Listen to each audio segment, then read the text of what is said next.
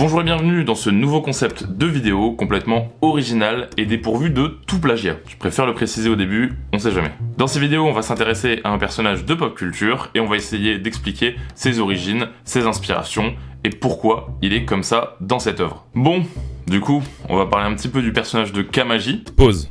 Pour ceux qui ont vécu dans une grotte durant l'ensemble des années 2000, le voyage de Chihiro raconte l'histoire d'une petite fille qui s'appelle Chihiro, jusque-là pas de surprise, et qui, suite à une série de mésaventures, va rester bloquée dans le monde des esprits et sera obligée du coup de travailler dans les onsen, les bains publics, qui sont dirigés par la sorcière Yubaba. Kamaji est donc l'un des personnages du voyage de Chihiro et c'est même l'un des premiers personnages que va rencontrer notre héroïne. Et il aura une place assez importante dans l'histoire parce qu'il va tout au long de son aventure lui donner pas mal de coups de main. Alors d'où que c'est qui vient le personnage de Kamaji? Ce qu'il faut savoir c'est que Kamaji il est inspiré d'un yokai. Alors un yokai, pour faire simple, c'est un monstre dans la mythologie japonaise. On n'ira pas forcément plus loin que ça parce que c'est assez complexe et si vraiment il vous faut une définition, à ce moment-là je vous conseille d'aller voir sur Wikipédia, ce sera bien plus précis que tout ce que je pourrais vous dire ici. Et du coup, ce yokai, c'est, attention, vous êtes prêts pour le meilleur accent japonais de tous les temps, le Tsushigumo. Je crois que ça se prononce comme ça. Je vais vérifier, mais je crois que ça se prononce comme ça. Google traduction. Tsushigumo.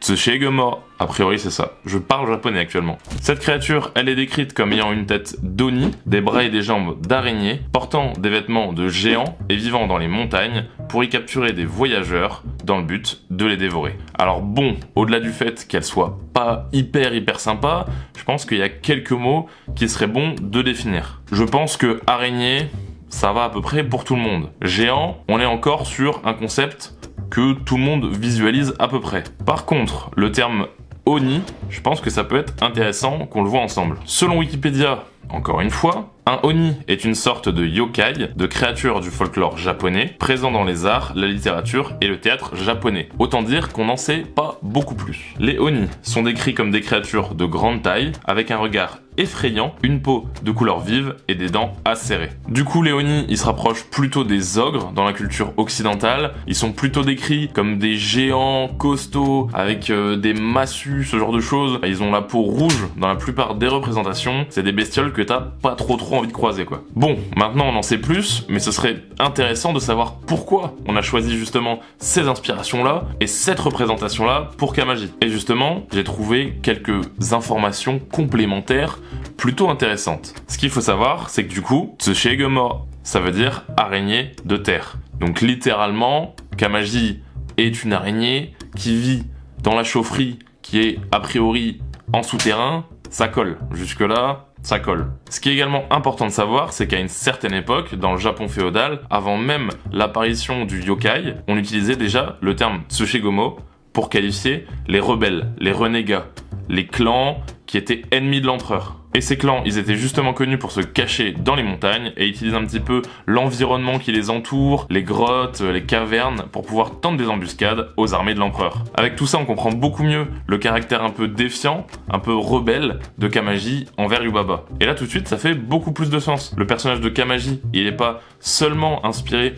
du yokai, c'est pas un monstre mangeur d'hommes, il est inspiré du concept du renégat, du rebelle, de la personne qui se soumet pas à l'empereur, mais qui au contraire va lutter avec ses atouts pour pouvoir justement se libérer. Et c'est exactement ça que va faire Kamaji dans le film en aidant Haku et Chihiro. Pour terminer cette vidéo, je voulais vous présenter d'autres références au Tsushigumo qu'on peut retrouver dans la pop culture. On va notamment retrouver dans Demon Slayer, où Rui, évidemment, c'est un Tsushigumo.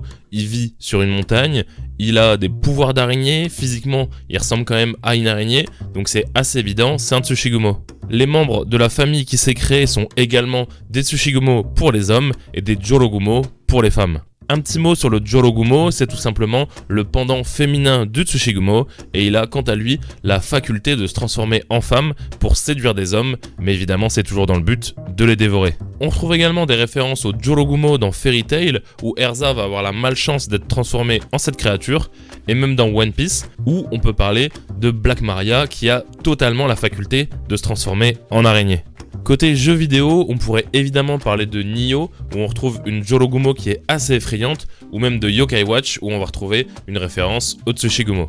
On pourrait même parler de It, ou Ça en français, où le clown malfaisant a le pouvoir de se transformer en araignée géante, qui pourrait faire penser au Tsushigumo, mais là, il n'y a rien qui nous dit que Stephen King s'est vraiment inspiré de ce mythe-là.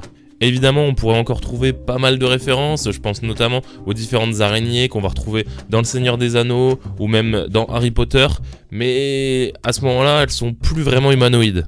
N'hésitez pas, si vous en avez d'autres, à me mettre des références en commentaire, et avant de partir, n'hésitez pas à liker et à vous abonner.